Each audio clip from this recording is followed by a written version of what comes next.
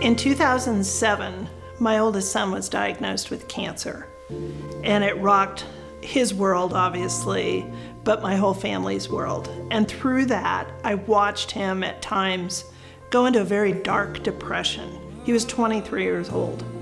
And then in 2012, at 56 years old, I decided I gotta do more. So I founded Epic Experience to empower adult cancer survivors, but most importantly, so that they know they're not alone. Epic Experience offers programs that range from in-person to now, thanks to COVID, virtual. Our programs were based on our Pinnacle experience, which is the week-long adventure camps, 3 hours west of Arvada. Those are winter and summer programs that are really meant to just empower the adult cancer community, both physically and mentally beyond cancer. To be able to go and sit around a campfire and talk with people who had been through something similar and find that other people had the same feelings and same fears, regardless of age as me and regardless of gender as me.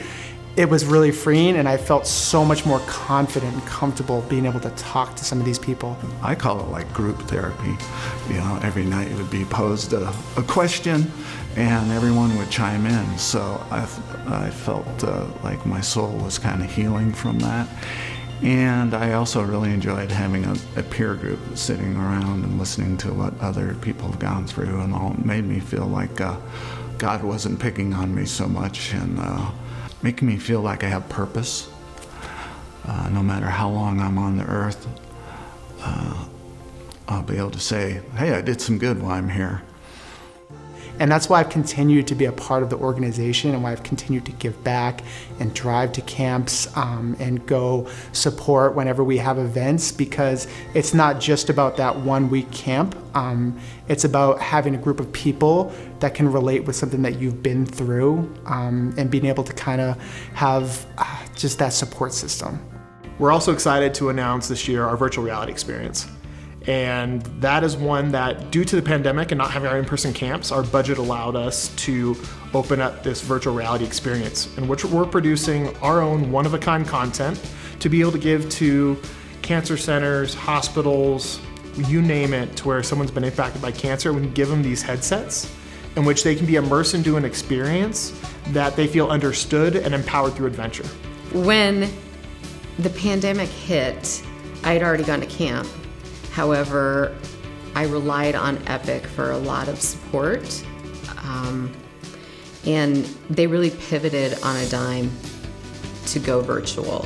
And it was super supportive, because during the pandemic, as you know, mental health was affected by everybody. And I think with cancer patients, it was almost a PTSD effect, where when I went through cancer, I really segregated myself and just was at home. I didn't go out. I didn't want people to know, actually, but I didn't want to compromise my health and what I was going through with all the surgeries. And so those programs brought me back.